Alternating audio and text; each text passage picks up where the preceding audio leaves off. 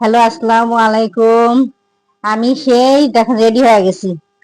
Ready হয়ে সেই 5টায় উঠছি, উঠে রান্না করছি। রান্না বান্না করে কিছু আমার মেয়ের জামাই যা যা পছন্দ করে খাতি সেগুলি রান্না করছি আমি।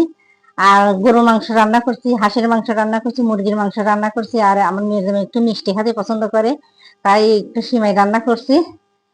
আর সাথে সাথে আমার সাথে সাথে উঠছে আমার নাতনি। নাতনিকে উঠা মানে হাঁটাইছি, একটু ঘুমাসাইছি। আমি নিজে হাঁটছি, হাইটেও ঘুমাসাইছি। তারপরে আমি ওগুলি কাজ শুরু করছি, রান্না বান্নার কাজ শুরু করছি। আর এত কিছু গুছাইয়া একা একা সম্ভব হয় না আসলে। আমার মেয়ে তো একটু ঘুমায়। ঘুমায় তো ও ঘুমে থেকে উঠছে ঠিক 9:30টায়। না, 9:30টার সময় ঘুমে থেকে উঠে রেডি হয়েছে। আর এখন নিচে গেছে, সবকিছু একটা একটা করে রাখে। আমি তো 6 তলায় থাকি, একটা একটা করে রাখতে গেছে। আমাদের গাড়ি আসছে, গাড়িতে যাব। রাতে রাতে কথা বলি। মেয়ের বাসায় যাচ্ছি, দেখেন কত কিছু নিয়ে যাচ্ছি। এই যে নিয়ে তো যাচ্ছি সবকিছু, এই যে বালিশটা পর্যন্ত নিয়ে যাচ্ছি দেখেন। বালিশ, এই যে পেঁয়াজের বস্তা, এই যে কাপড় চোপড়, আর এই যে কলা, এই যে একটা ডিব্বা আছে, কাপড় চোপড় অনেক কিছু হয়ে যায়। বালিশটাও নিয়ে যাচ্ছি। দেখেন এটা আমার মেয়ে একটা একটা করে নিচে না বাড়াইছে আসতেছে। তারপর আমি যাব। পিছনে বসে বসে আমি আর আমার মেয়ে গল্প করতেছি দেখেন। আর এই যে আমার মেয়ে দেখেন, এইটা আমার মেয়ে, আর মেয়ের কোলে আছে আমার নাতনি। আমরা কিন্তু এসি ছাড়িনি, এসি না ছেড়ে গ্লাসটা খুলে দিছি।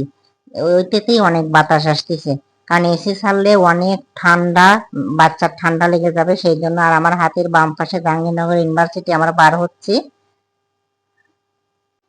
দেখেন রাস্তাগুলো কতটা সুন্দর লাগতেছে দেখতে, খালি সবুজ আর সবুজ সবুজ। দেখতে এমনি সুন্দর লাগে তার। দেখেন রাস্তার পাশ দিয়ে খালি সবুজ।